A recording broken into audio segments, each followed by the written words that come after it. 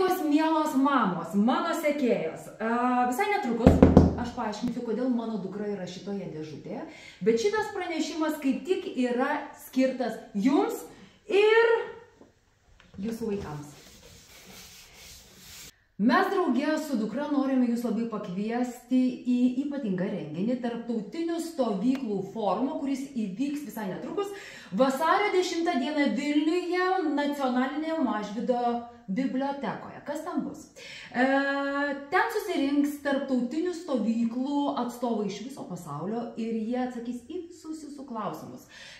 Jūs galėsite tiesiogiai su jais bendrauti, purtyti dėl informacijos ir gauti visus atsakymus, kas jums nuoširdžiai rūpi.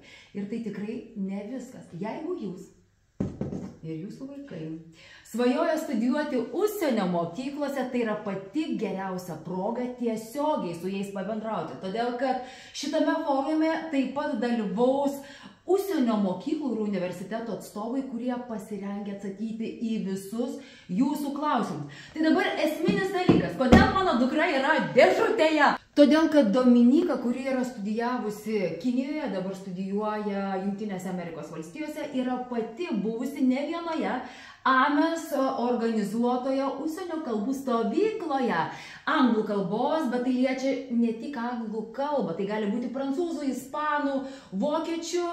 Jūs klausėt, ką aš dariau tuo metu? Aš tai tuo metu pavydėjau, todėl kad tais laikais tokių galimybių mano laikais tikrai nebuvo. Na, tai kas ten gero buvo? Ši dėžė yra mano komforto zona, iš kurios man tos dalyklos padėjo išeiti. O ką tai reiškia? Dėl to, kad tu esi priverstas viską daryti pats. Ir netgi, kiek atsimenu, žinokit, plauti drabužius net. Taip, skalbti ir skaičiuoti pinigus. Džinsai patapo rožiniai. O anglų kalba? Tu esi priverstas kalbėti anglų kalbą, nes kitos išeities nėra, nieks nekalba lietuviškai. O pasitikėjimas savimi? Kaip?